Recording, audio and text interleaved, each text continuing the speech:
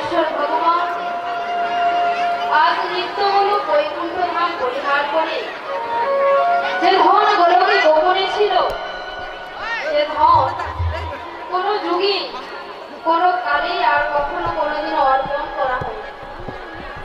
ওমেরা সেই ধনটা কি গো?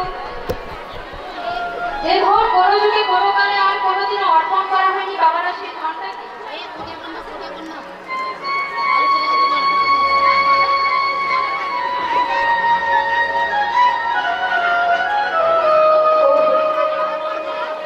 যে ধন কোন যুগে কোন কালে আর কখনো অর্পণ করা হয়নি, সেই ধনটা কি বাবা? সেই ধনটি হলো মধুমাখা হরিনাম কৃষ্ণ নাম। সেই মধুমাখা হরিনাম কৃষ্ণ নাম আজ আমার ভগবান সত্য ত্রেতা দ্বাপর এই তিনটি যুগকে অতিক্রম করে এই কলিতে ভক্তের দ্বারে এসে উপস্থিত হলেন বাবা। এই কলিতে ভক্তের দ্বারে এসে উপস্থিত হয়ে সেই মধুমাখা হরিনামের গানে, প্রেমের গানে ভগবান আজ নিজের মাথায় করে ধারণ করেন। আজ নিজে ভগবান হয়ে ভগবান সত্তা ভুলে গিয়ে আজ যেন নিজেই কাঙ্গালের বেশ ধারণ করলেন না, নিজেই যেন ভিখারির বেশ ধারণ করলেন। তাহলে মায়েরা একটা প্রশ্ন হতে পারে যে যিনি কিনা ভগবান, তিনি চাইলে তো সবই কিছু করতে পারেন, তাহলে তিনি কেন কাঙ্গাল হতে গেলেন, ভিখারি হতে গেলেন? সেই হরিনাম কৃষ্ণ নামের ডালি ভগবান নিজের মাথায় করে নিয়ে যাই না এই ধরার ধরিতে অবতীর্ণ হয়ে সকল জীবের দ্বারে দ্বারে গিয়ে এই মধুমাখা হরিনাম মিলাইয়ে দিচ্ছে। কেমন ভাবে মিলিয়ে দিচ্ছেন ভগবান? অন্যান্য যুগে ভগবান কি করেছে? রাজ ঐশ্বর্য পরিধান করে এসেছে, হাতে ছিল অস্ত্র, কিন্তু এই কলিযুগের ভগবানকে দেখেছেন বাবা? ও মায়েরা, এই কলিযুগের ভগবানকে তো, এই কলিযুগের ভগবানকে তালিকা কর।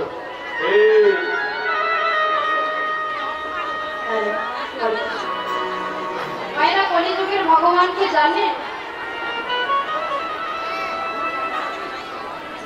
আমার কলিযুগের ভগবান হলো শ্রীকৃষ্ণ চৈতন্য মহাপ্রভু। তিনি আজ ভগবান হয়ে ভগবান সত্য ভুলে গিয়ে আমাদের মতো ভক্তের বলির দশা দেখে তিনি আজ নিজেই কাঁদছেন। হে কলিভক্তজি, তোমরা যে যাই করো না কেন, যে যতই ধ্যান তপস্যা পূজা অর্চনা যাকে যজ্ঞ করো না কেন, এই কলিযুগে তোমাদের একটি মাত্র সম্পদ, সেটি হলো মধুমাখা হরিনাম কৃষ্ণ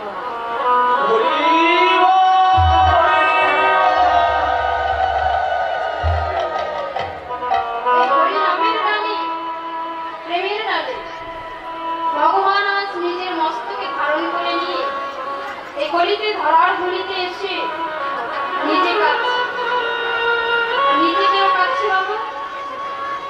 ভক্তকে কাঁদাবে বলে, নিজে কেঁদে এই জগৎকে কাঁদাবে বলে তিনি নিজেই কাঁদছেন।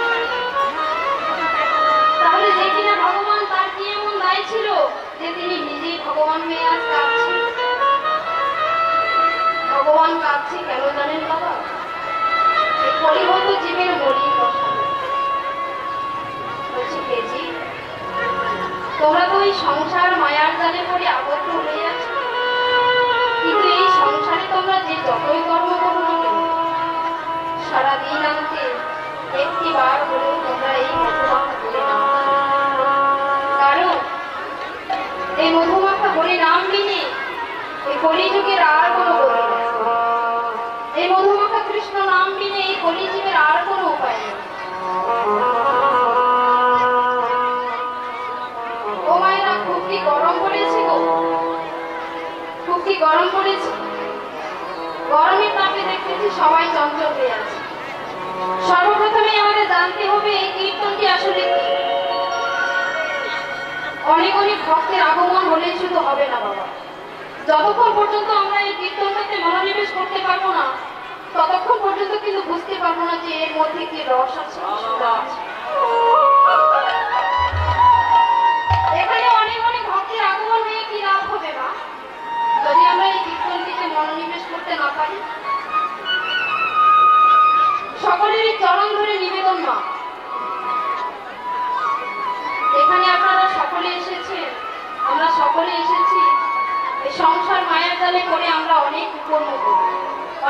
কার্য করি, সে পাপগুলোকে ছাড়াবো বলে এই জায়গাতে এসে দাঁড়িয়েছি। তো এই জায়গাতে যদি ছাড়তে এসে যদি আমরা দড়িয়ে নিয়ে আবার ঘরে ফিরে যাই তাহলে কি লাভ হলো? ও মেয়েরা, মায়েদের শ্রেষ্ঠ কাজ কি গো? শ্রেষ্ঠ কাজ হলো ঘুমানো। ঘুমানো মায়েদের শ্রেষ্ঠ কাজ হলো রান্না বান্না করা, তাই না মা?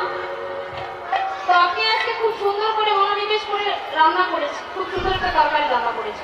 তরকারিতে যা যা লাগে প্রচুর পরিমাণে দিয়েছি, কিন্তু ভুলবশত সেই তরকারিতে লবণ দেওয়া হয়।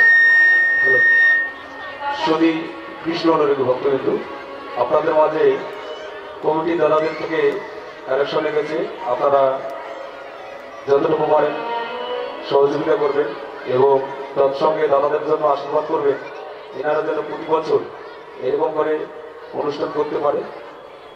আপনারা একটু বেশি বেশি করে কৃপা করবেন যেন এই মন্দিরের জন্য অনেক কিছু করতে পারে। জানি তাই বাবারা, অর্থ পরমার্থ এবং অর্থই হলো অনর্থ। অর্থ তখনই পরমার্থ হয় যখন সেটাকে ভগবত সেবায় দান করানো হয়। আপনার কোটি টাকা সম্পদ আছে, কিন্তু সেই সম্পদটাকে যদি আপনি হরিনামে, কৃষ্ণ নামে কিংবা সৎকর্মে দান করতে না পারলেন, তাহলে সে অর্থের কোনো মূল্য থাকবে না। এই যে আজকে এখানে কমিটির বাবারা এত সুন্দর করে, এত কষ্ট, এত পরিশ্রম করে এত সুন্দর কীর্তনানুষ্ঠানের আয়োজন করেছে, আপনাদের সকলেরই সহযোগিতায় যেন তারা এগিয়ে যেতে পারে, তাদেরকে একটু যে যতটুকু পারে সাহায্য করতে পারে। সকলেরই চরণ ধরে নিবেদন।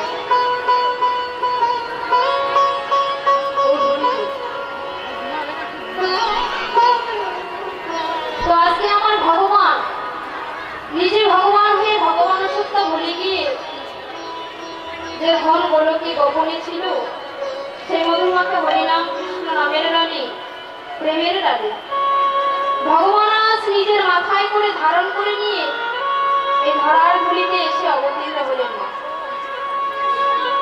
তিনি নিজেকে দিয়ে এই জগৎকে কাঁদাবেন বলে। আমার ভগবান ভাবলেন আমি ভগবান, কিন্তু আমি যদি কৃষ্ণ বলে না কাঁদি, তাহলে তো আমার জগতের ভক্তগণ কৃষ্ণ বলে কাঁদবে।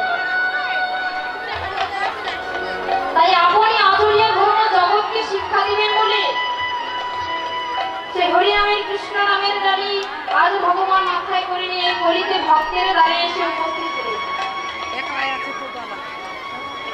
যখন তিনি উপস্থিত হলেন, তখন ভক্তদের মনেই বসা দেখে ভগবান আমার বলছে, হে কলিভূতজি,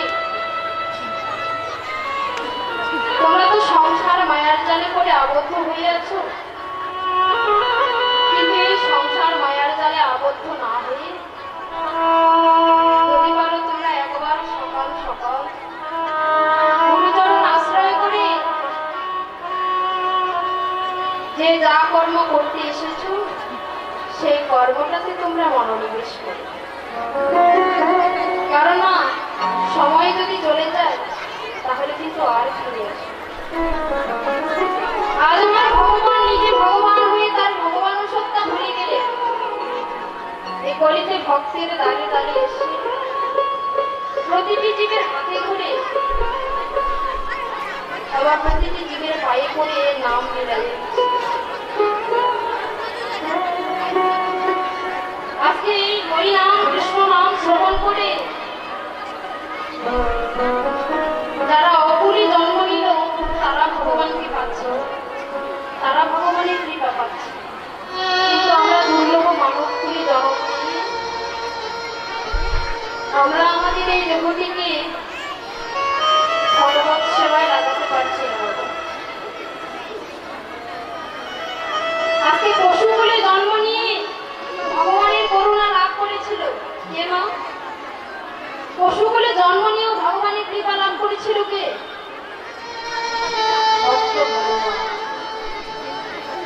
যারা গেছেন নবদ্বীপে গেলে দেখতে পাবেন নবদ্বীপের সমাজবাড়িতে এখন এখনো পর্যন্ত পুকুরের মহোৎসব।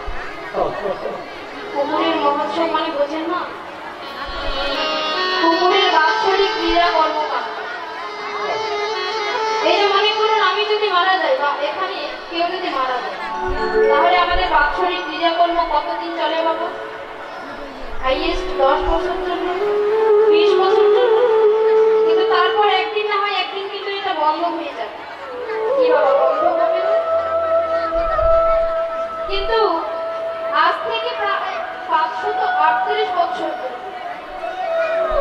সেই পূর্বের কথা, যখন আমার গৌরাঙ্গ মহাপ্রভুর আবির্ভাব হয়েছিল, সেই তখনকার কথা মা আজও পর্যন্ত এই নবদ্বীপে পুকুরের মহোৎসব।